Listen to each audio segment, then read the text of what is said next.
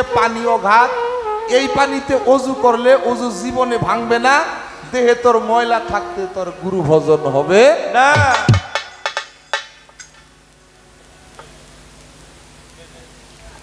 শেষ করলাম। এখন এই পানি সাধনা আছে, কিভাবে করবেন? এখন এই কোন পানি? এই পানি তো তিন রঙে আসে, তিন রাস্তায় আসে। এখন এটা আপনারা জ্ঞানী মানুষ, জ্ঞান দিয়ে বুঝা নিবেন। সব কথা এইভাবে বলা সম্ভব না। তারপরেও দেহের মধ্যে 60 ফোঁটা রক্ত মৈথন করলে হয় 1 ফোঁটা বীর্য, 60 ফোঁটা বীর্য মৈথন করলে হয় 1 ফোঁটা রতি, 60 ফোঁটা রতি মৈথন করলে হয় 1 ফোঁটা মতি, 60 ফোঁটা মতি মৈথন করলে হয় 1 ফোঁটা জ্যোতি। জ্যোতি মানে আলো, যেখান থেকে সন্তান আসে, মায়ের কোল আলো করে সন্তান আসে। তাইলে আগে রক্তের সাধনা করতে হবে। রক্ত থেকে বীর্য, বীর্য থেকে রতি, রতি থেকে জ্যোতি। এটা গুরুর কাছে নিয়ে গুরু বসে সাধনা করতে হবে। কবি জালালউদ্দিন খাঁ বলছে, দুজকের রাস্তা দিয়ে তুমি বেচতে চলে যাও, বাঁচার আশা থাকলে একবার মরণ ঔষধ খাও, যেই জায়গায় তোমার পিছল পাও উঠে দাঁড়াও সেই জায়গায়। মানুষ রতন, করো তারে যতন, যারে তোমার মনে চায়। ওই মানুষটার যতন করলে, ভজন করলে এই পানির যতন হয়ে যাবে। দেখাই দিব, যতন করতে পারো না। আপাতত এই পর্যন্ত একটু শেষ করলাম, তবে অনেক আলোচনা করলে করতে পারবো আমি। দেখেন, মেরাজের 3 ভাগ আমি বলছি, উস্তাদের গানের মধ্যে বলছি, উদারা মুদারা তারা। এই বিষয়টা আর একটু ক্লিয়ার করতে চাই আমি। যিনি হারমোনিয়াম বাজায়, এই হারমোনিয়ামের 3 ভাগ, এটা সংস্কৃতি ভাষা, উদারা মুদারা তারা। এখন এই দেহটাকে একটা হারমোনিয়াম বলা হয়েছে, দেহটাও একটা হারমোনিয়াম। এক সাধকের গানে আছে, বিনা তারে বিনা সুরে না ধরালে এ প্রাণ ও মন তোর বেহেলাই কি গাইতে জানে গান। দেহটাকে বেহেলাও বলা হয়েছে। আমি যে বেহেলা বাজাই, আমার হৃদয়ের মধ্যে আগে বাজতে হয়, তারপরে এই বেহেলায় বাজে। তাইলে এই দেহটাও একটা হারমোনিয়াম। এই দেহটা 3 ভাগে ভাগ করছে, উদারা মুদারা তারা। সনাতন ধর্ম বলছে ব্রহ্মা বিষ্ণু শিব, ইসলামে বলছে আলিফ লাম মিম, রতি শাস্ত্রে বলছে সৃষ্টি রক্ষা ধ্বংস। এখানে মানুষ সৃষ্টি করে, এখানে তাহার রক্ষা করে, এখানে মানুষ ধ্বংস করে। যদি ধ্বংস হয়ে যায় তোমার ভাগ্যে মেরাজ নাই।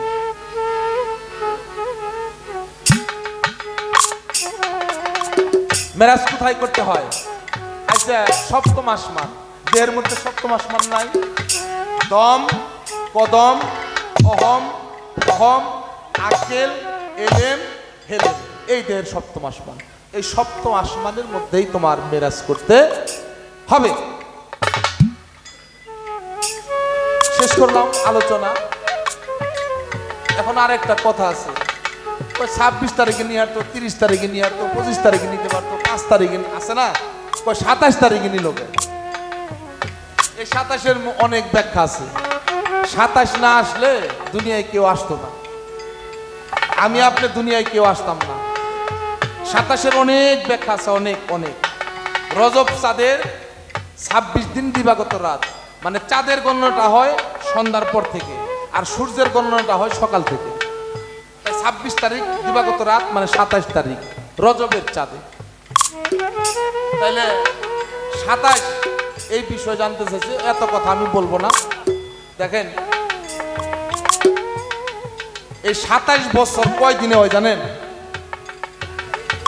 কয় দিনে 27 বছর হয়?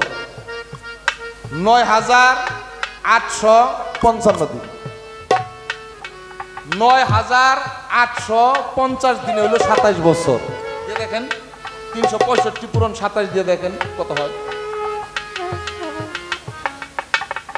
9 যোগ 8 কত হইল? 5 যোগ 5 কত হইল? 10 আর 17 27, এনেও 27, এখানেও 27। বাবা, মায়েদের প্রত্যেক মাসে 27 দিন পর পর ঋতুস্রাব হয়।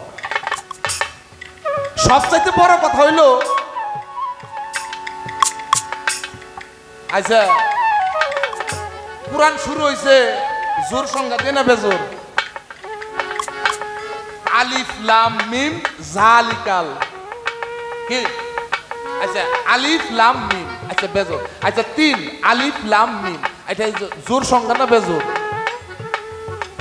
বেজোর সংখ্যা। বেজোর সংখ্যা ছাড়া কিছু হয় না। আচ্ছা আপনাদের এলাকায় সরিষা রোপণ করেন না? গম, ধান। আচ্ছা 1 মণ ধান বিক্রি করতে যাবেন, বাজারে নিয়ে যাবেন, এটা মাইবানি লাগবে না আমার বাড়ির থেকে? আচ্ছা 1 মণ ধান দিয়েছেন, পাল্লার এই পাশে 1 মণ পাথর দিয়ে নেবো, কি কন? আচ্ছা এই 2 মণে কি 1 মণ হবো? হবো? আরেকটা কি লাগবো? আমি যে কাঁটাটা ধরছি, আমার মনের মধ্যে একটা মন হয়েছে কি হয় নাই, এই 3 মণ হইলো, এখানেও বেজোর সংখ্যা। তাহলে 27 তারিখ বেজোর। বেজোর সংখ্যা ছাড়া কোনো কিছু হয় না। আমি, তুমি, ও। শেষ করলাম 27 অনেক ব্যাখ্যা, এদিকে আমি আর কোনো আলোচনা করব না। এবার তার কাছে ছোট্ট 2টা কথা আমি জিজ্ঞাসা করব। আচ্ছা আকাশের তারাগুলি ঝিলিমিলি ঝিলিমিলি জ্বলছে, গান করছে না? ডালে ডালে সৌরভে ফুলগুলি ধুলছে, রাসূল এসেছে, আমার হাবিব এসেছে। আচ্ছা এখানে পাখিরা ডালে ডালে গান ধরেছে, ওনার গানের কথাই কিন্তু আছে। পাখিরা ডালে বসে গান ধরছে, আমি গান গাইতেছি, যে আমি ছাইরে দিই তার পিছনের পয়ারটা, মানে আমার আঞ্চলিক ভাষায় পয়ার, পিছনের কথাটা কিন্তু আমার দোহার এলাকায় কয় না? আচ্ছা ফেরেশতারা একটা কিছু কইছে, এটা হলো পাখিরা ডালে বসে দুনিয়াতে আরেকটা কিছু কইছে, কি? এই তো গান। ফেরেশতারা আকাশে বসে নবীর নামের একটা কিছু কইছে, একটা গান গাইছে, ওটার পিছের অন্তরাটা মানে পিছের পয়ারটা পাখিরা কইছে। আমি খালি একটু জানবার চাই ফেরেশতারা কি কইছে আর ওই পাখিরা কি দোয়ারি করছে। বুঝা গেল আপনার গান থেকে? আর একটা কথা আপনারা আমি জিজ্ঞাসা করব। আল্লাহ বলছে আমি আসমানে রহমানুর রাহিম, আর আমার হাবিব হলো দুনিয়াতে ওমা আরসালনাকা ইল্লা রহমাতাল লিল আলামিন। আমি রহমানুর রাহিম আর আমার দুস্থ হইল রহমাতাল লিল আলামিন। আপনি বলছেন যে নবীজি যখন আসলো অন্ধ চোখ দৃষ্টি ফিরা পাইল, বুবায় কথা বলতে পারলো, যেই গাছে ফল ছিল না ফল আসলো, বকরির বানে দুধ ছিল না দুধ আসলো, এগুলো সব রহমত, ঠিক আছে। কিন্তু আমি একটু জানতে চাই, দয়াল নবীজি পৃথিবীতে আসার সাথে সাথে এক ব্যক্তি কথা বলতে পারতো, তার জবানটা বন্ধ হয়ে গেল, এটা তার জন্য রহমত না গজব? তাহলে ওই ব্যক্তির জবান বন্ধ হয়ে গেল, তাহলে বোঝা গেল তার জন্য রহমত না, এটা হলো গজব। তারপরেও নবীজি রহমতের নবী হয় কিভাবে আপনি জানতেছেন? এক ব্যক্তি তার চেয়ারে মানে কুর্সিতে বসে রয়েছে, দয়াল নবীজি পৃথিবীতে আসছে, এই সংবাদটা শোনার সাথে সাথে চেয়ার উল্টা মানে কুর্সিটা উল্টা উনি নিজেই সাথে সাথে তখন মারা গেছে, তাহলে তার জন্য রহমত না গজব? আমি গেলে একটু জানবার চাই, তাইলেও তারপরেও নবী রহমতের নবী হয় কিভাবে আপনি একটু দয়া করে বলবেন। 2টা প্রশ্ন আমি আপনার কাছে রাখলাম, সুন্দরভাবে তার মীমাংসা করবেন। এবার আসেন ছোট, আমারে মুশারফ ভাই কইছে ভাই মায়ের গান কিন্তু এটা গাওয়ানি লাগবে, মানে আমার ইউটিউবে একটা মায়ের গান ভাইরাল হয়েছে, সেখান থেকে আমি অনেক বায়না পাইছি মালিকের রহমত, সেই উসিলায় পরিশেষে আমার একটা পালা গান বেশি ভাইরাল হয়েছে। মানে শরীয়ত সরকারের সাথে আমার অনেক পালা আছে, অনেক অনেক, এটা কইবার চাই না, অনেক শিল্পীদের সাথেই আছে। তবে বর্তমানে একটা পালা চলতেছে ইউটিউবে খুব ভালো, ফকির আবুল সরকার সাহেব এবং আমি গাইছি আদম আর শয়তান পালা। ফকির আবুল সরকার সাহেব আদমের বালা গাইছে, আমি গাইছি শয়তানের বালা। এটা আপনারা একটু সার্চ দিয়ে দেখেন, আমি শয়তানের বালা গাইছি। তবে অনেক পালাই আছে, মায়ের গান থেকে আমার অনেক ফোন আসছে, অনেক মানে স্টেজে গেলে ভাই মায়ের গানটা গাইবেন। আসলে ওই সময় যে মন মানুষদের নিয়ে গাইছি সবসময় করে এরকম হবে। তারপর মুশারফ ভাই বলছে আমার এটা গাইতে হবে। ছোট্ট দুটা কথা বলে আমি ওই মায়ের গানটাই গাবো। যে মানুষটার ভিতরে, যেই ভক্তের অন্তরে গুরু প্রেমটা জাগ্রত হয়, তার কাছে আর অন্য কোনো প্রেমের কথা বললে ভালো লাগে না। লাগে লাগে না। তারপরেও আমি একটু বলবো। আচ্ছা বাবা, যিনি হারমোনিয়াম বাজাইতেছে ও একটা মাস্টারের কাছে শিখছে না? শিখছে। আমি যতটুকু পারি বেহালা বাজাই, আমার একজন মাস্টার আছে, উস্তাদ আছে। ঢোল বাজাইতেছে, ওর একজন মাস্টার বা উস্তাদ গুরু আছে, আছে না? আমরা গান শিখছি কিছুটা, যতটুকু পারি আর কি, আমরা উস্তাদের কাছে শিখছি। কথা বলা যাবে না পিছনে, একটু অনুরোধ করছি। দুটা কথা বলে একটা গান করব, তো কথাটা নষ্ট করে দিন। কেউ কিছু শিখতে গেলে প্রত্যেকটার উস্তাদ ধরে শিখতে হয়। আচ্ছা, এখানে শিশু বাচ্চারাও আছে। এমন কোন মানুষ আছে যে তার ভিতরে প্রেম নাই? হ্যাঁ, আছে কোনো মানুষ যে প্রেম ছাড়া কোনো মানুষ আছে? নাই। আচ্ছা, আপনার ভিতরে যে প্রেম আছে, প্রেম শিখছেন কার কাছে? আপনার এই প্রেমের মাস্টারটা কে বলেন? প্রেমের মাস্টার হলো যার যার মা। বিশ্বাস হয়? প্রেমের মাস্টার হলো যার যার মা। আমার মনে হয় আমি 4-5 বছর যাবত এই কথাটা বলি না, আজকে হঠাৎ করে ব্রেনে আসলো বলি। আমার বাড়িটা হলো টাঙ্গাইল জেলা, সখীপুর থানা, বড়চৌনা গ্রাম। এটা গুগলে দেখা এখন বড়চৌনা সিটি। এই বড়চৌনা একটা গ্রামীণ স্বাস্থ্য কেন্দ্র আছে, এর পাশে আমি একটা চায়ের দোকানে বসে রয়েছি। হঠাৎ করে দেখি আমাদের এলাকায় ভ্যান গাড়ি কয়, অনেক এলাকায় টলি কয়, রিক্সা কয়। এটা ভ্যান গাড়ি দিয়া 2-3 জন লোক আসতেছে। একজন মানুষ ভ্যানের মধ্যে শোয়ানো। ওই গ্রামীণ স্বাস্থ্য কেন্দ্রের পাশে আইসা, গেটের সামনে আইসা ভ্যানটা দাঁড়াইছে।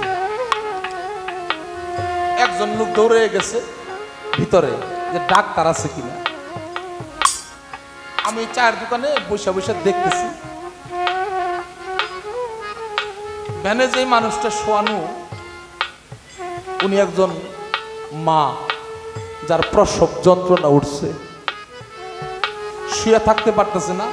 আরেকজনে খালি হাত পা টিপতেছে, বোন একটু শান্ত হয়, এই তো একটু শান্ত হয়।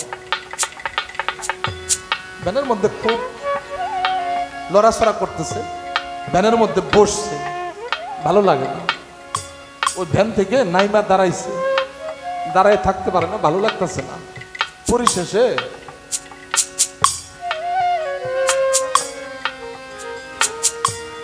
ব্যাগটা এইভাবে ধইয়া দাঁতের মধ্যে এরকম কামড় দিয়া দাঁড়ায় রয়েছে,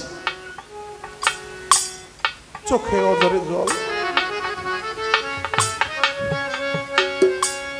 আমি দূর থেকে বুঝতে পারছি যে ওই মায়ের প্রসব যন্ত্রণা উঠছে। তাৎক্ষণিক আমার মাথায় একটা কাজ করলো, একা একাই বলতেছি, আমিও যখন আমার মায়ের গর্ভে ছিলাম, আমার মায়েরও ঠিক এরকম কষ্টই মনে হয়েছে। হয়েছে কিনা বলেন? হয়েছে। ওই লোকটা দৌড়ে আবার আসছে,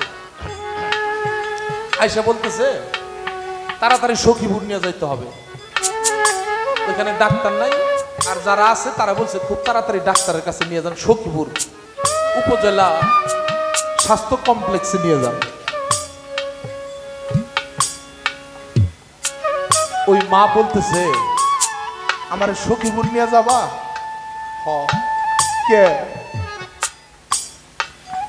ওই এখানকার ওনারা বললো সখীপুর নিয়ে অপারেশন করে পরে কেটে বের করতে হবে সন্তান, নরমালে হবে না। ওই মা কয় যিনি ওইখান থেকে বলে দিয়েছে ওনারা আমার কাছে একটু আসতে কয়। ওইখানে একজন সহকারী ডাক্তার আসছিল, উনি এসে বলছে জি বলেন। কয় ডাক্তার সাহেব আপনি বলছেন আমারে কাইটা টুকরে টুকরে আমারে কাইটা অপারেশন করে সন্তান বের করার। কয় ডাক্তার সাহেব আপনি আমার সাথে একটু চলেন। কেন? ওই যে ডাক্তার আমারে কাটবো না, ওই ডাক্তার আপনি একটু বলে দিবেন, ওই ডাক্তার যেন আমারে কাইটা টুকরা টুকরা করে। আমার কোনো দুঃখ নাই, আমার গর্বে যে আমার সন্তান আছে ওর গায়ে যেন একটু চাকুর আঘাত না লাগে, ওই ডাক্তার আপনি একটু বলে দিবেন।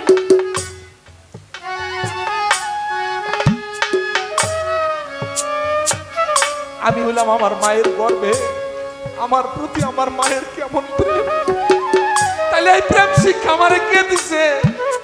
আমার মা দিছে। কথায় কথা আসে, নবীজির কাছে এক সাহাবা যায় বলতেছি, ইয়া রাসূলুল্লাহ, হুজুর আমি তো আমার মায়ের ঋণ শোধ করতে চাই, কিভাবে শোধ করব? আমার রাসূল ছোট্ট করে একটু ধমক দাঁড়ে করতাম, এটা তুই কেমন কথা বললি? তুই তোর মায়ের ঋণ শোধ করতে চাস? যখন তুই তোর মায়ের গর্ভে ছিলি, যখন তুই এরকম পাটা সোজা করছস, তোর মায়ের কলিজায় লাগছে, সেই ব্যথা পাইছে, ওই ব্যথার ঋণ তো তুই কোনোদিন শোধ করতে পারবি না। তুই তোর মায়ের ঋণ শোধ করতে চাস, কেমনে শোধ করবি? আহা, অনেক সন্তান আছে এই পৃথিবীতে, মারে মা কয়ে ডাক দেয় না, 2-4-6 মাস 1 বছর হয়ে যায়। আসলে এরকম মা খালি পাগলের মধ্যে এই বাড়ি ওই বাড়ি। কেউ যদি জিজ্ঞাসা করে কি গো আমাদের মা তোমার কি হয়েছে, তোমার এমন দেখা যায় কে? বোন রে কিছুই কইস না, আমার ভালো লাগে না, তোমার কি হয়েছে কও। বোন রে তোর কাছে বলতে পারি, তুই তো আবার কারোর কাছে বলে দিবি না। না, সন্তানের অভিযোগটা আরেকটা মায়ের কাছে দিবে, ওর সন্তান যদি কিছু কয় এটাও মায়ের ভয়। কও কি হয়েছে? আমার কলিজা ছিঁড়া ধন, ওরে আমি কিছুই কই নাই, আমি ওরে কিছুই কই নাই, অনেকদিন হয়ে গেল ও আমার মা কই একটা ডাক দেয় না, এই জন্য আমার মনটা ভালো না রে বোন।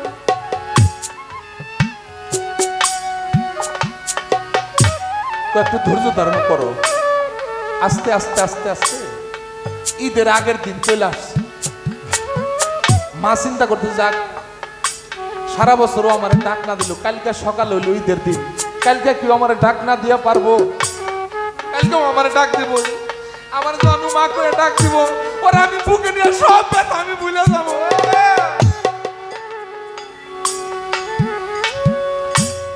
মায়ের রাত্রে আর ঘুম ধরে না, মায়ের নাই একটা ভালো কাপড়, মায়ের নাই একটা সাবান, মায়ের নাই একটু সেমাই চিনি দুধ, কোনো কিছু নাই। মায়ের দিকে কোনো চিন্তাও নাই, মায়ের চিন্তা হইলো সকালেও আমারে মা কইয়া ডাক দিব, আমি সব ব্যথা ভুলে যাব।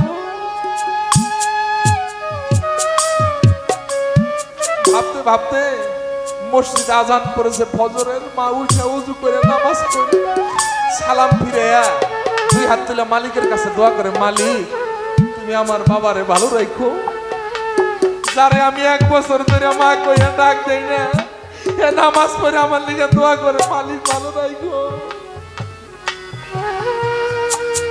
সকাল হয়েছে, মা ওই পুরো ঘর থেকে ওই সন্তানের ঘরের দিকে তাকায় রয়েছে, কোন সময় আইসা ও আমার মা কইয়া ডাক দিব, কোন সময় আসবো।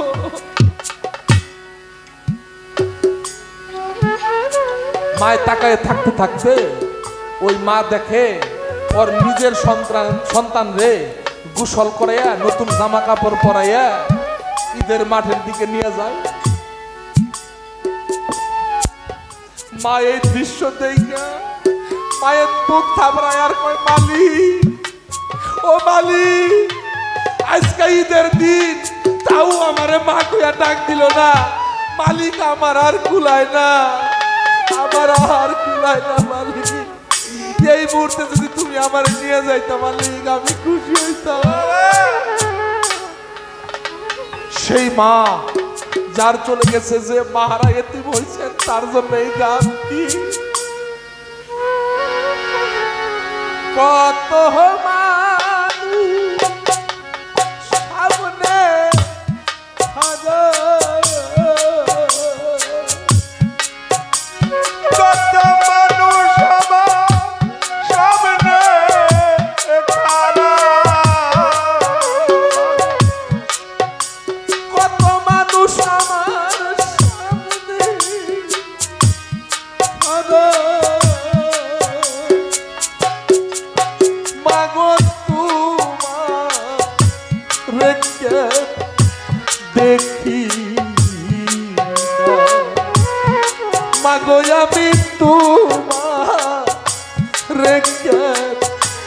দেখি না মাগো তোমার কথায় আমি ভুলতে পারি না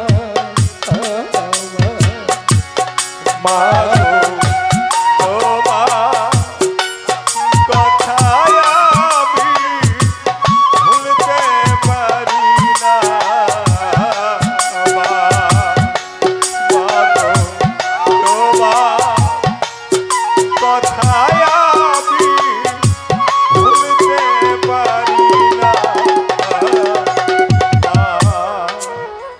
মনের দুঃখ বলা মতো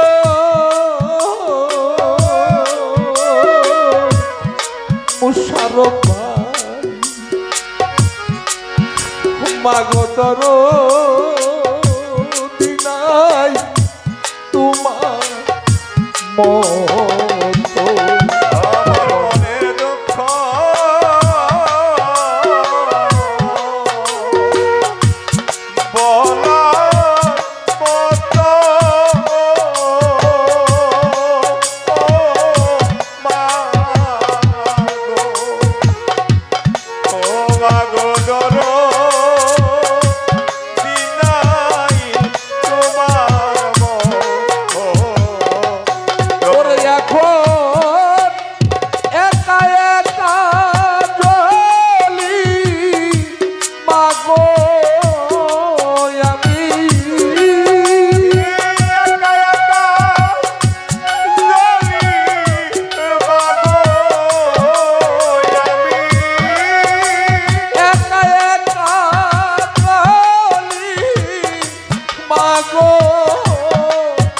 আমার দুঃখ কেউ তো বুঝে না মাগো আমার দুঃখ কেউ তো বুঝে না মাগো তোমার কথায় আমি ভুলতে পারি না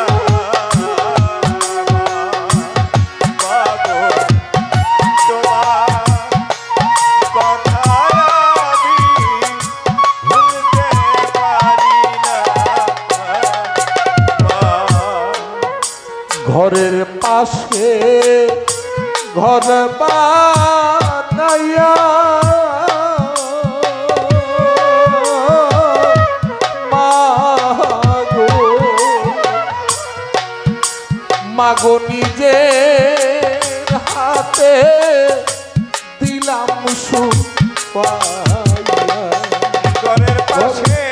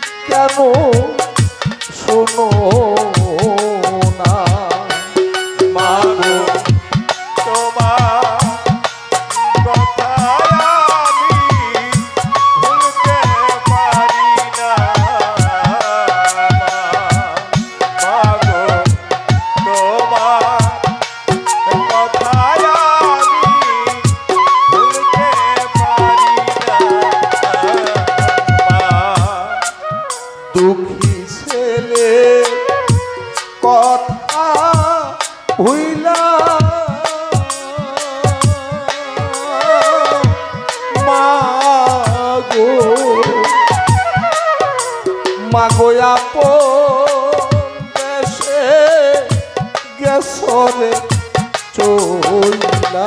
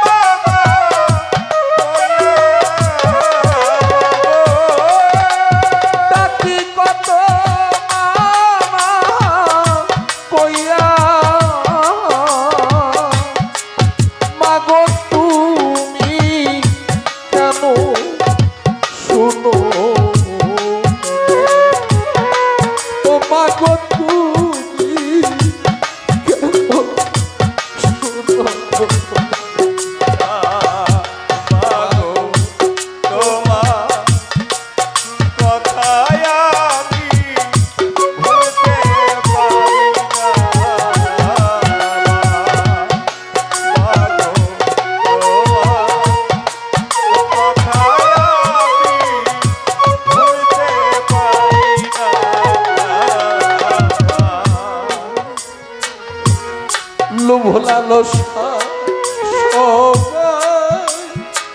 মুড়ি মাগো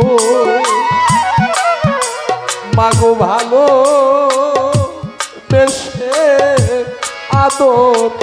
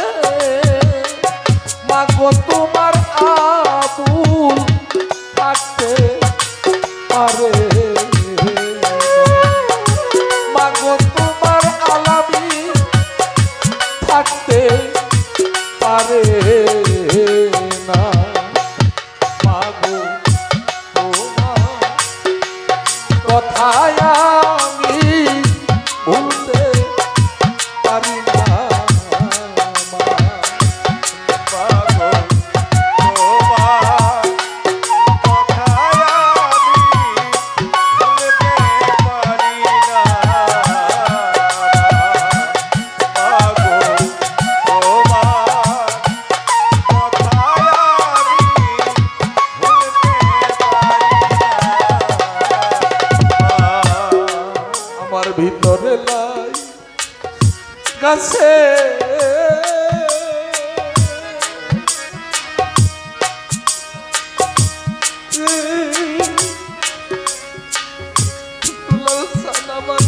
মুর্শিদ প্রেমের আগুন রে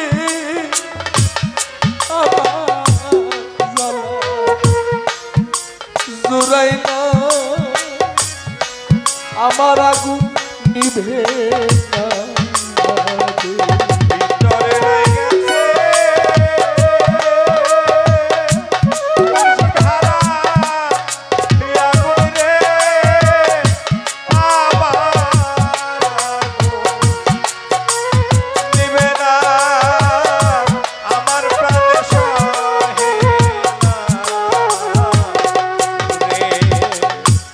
আমারে কান্দায়া প্রাণবন্ধু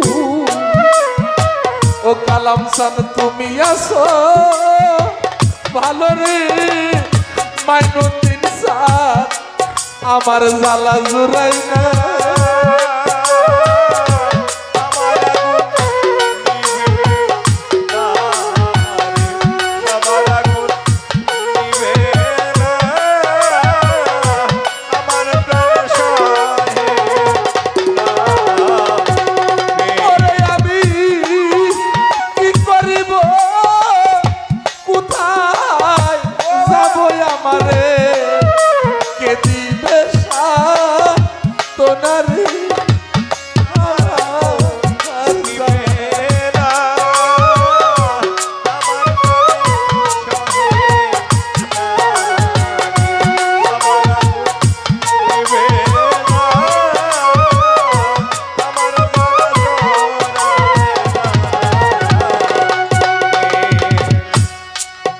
আমার মুখ দেখা যে দুঃখ বুঝবে মাইনুদ্দিন স্যার এমন বান্ধব আমার নাই রে আমার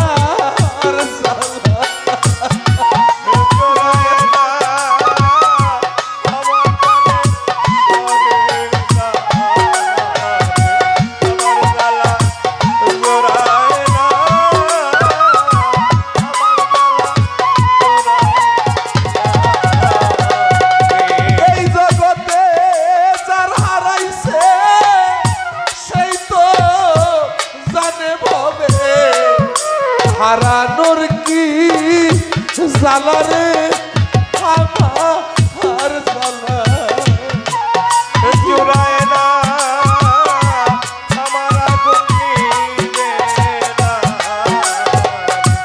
আমার আগুন নিবে না আমার প্রাণ সহে এই জগতে যার হারাইছে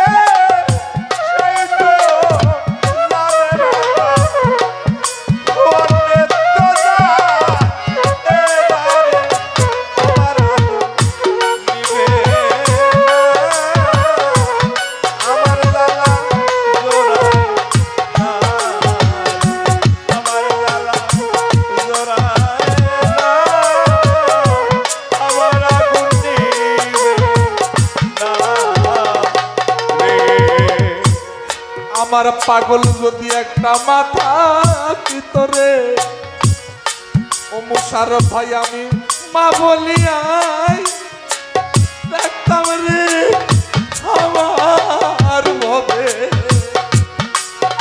কেউই নাই মনে নাই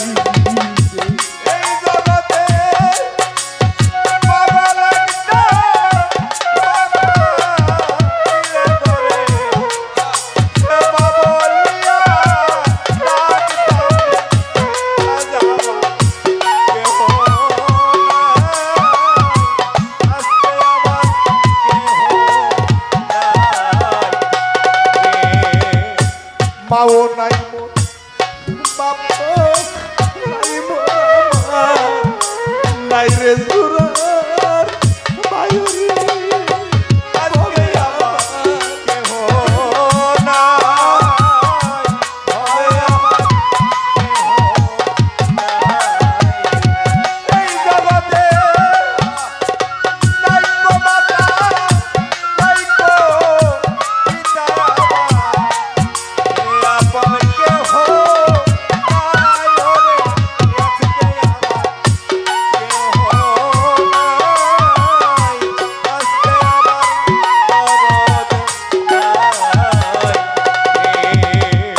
কোথায় আসো কেমন আসরে মাইনুদ্দিন চাঁদ দেখে যাওয়া শিয়ারে বলে মুর্শিদ বিনে আমার কেহই নাই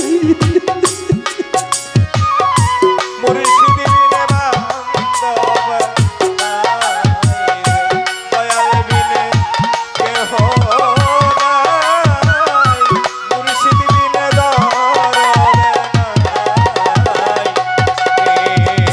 দীনবন্ধু তুমি ছাড়াই আমার কেহ নাই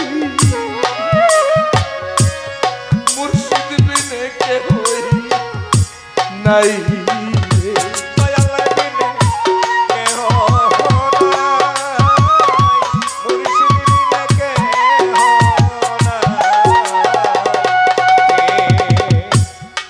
মায়ের পেটের ভাই হয় ভাই ধন সম্পত্তির ভাগী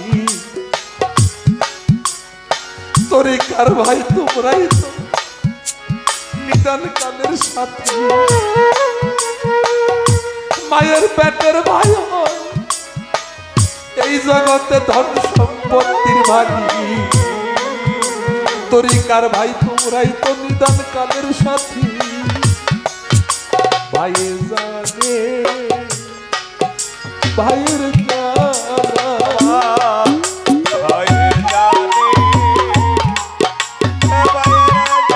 আজকে তোমরা তরি আর ভাই গলার মালা তোমরা ভাইয়ে ধরো আজকে ভাইয়ের গলা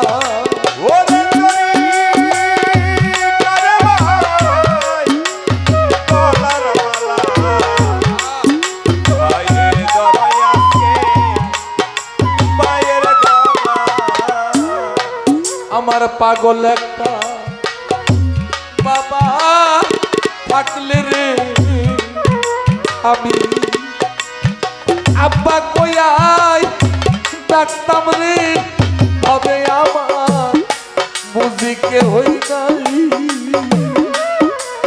হবে নাই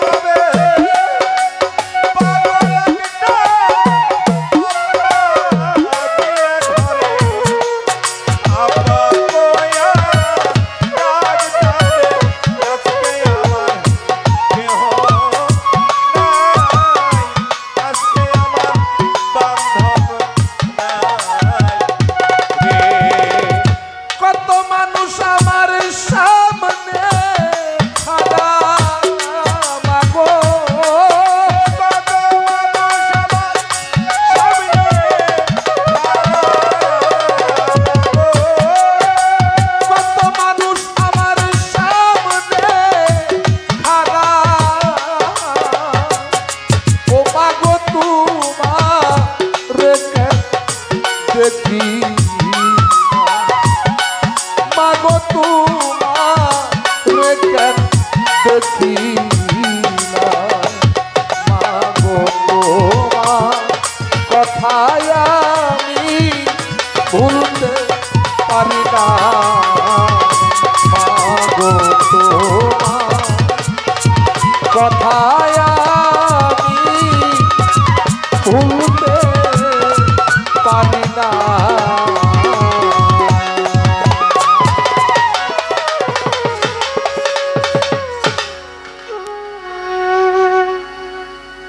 গানের ফাঁকে এক দর্দি আমাকে কিছু টাকা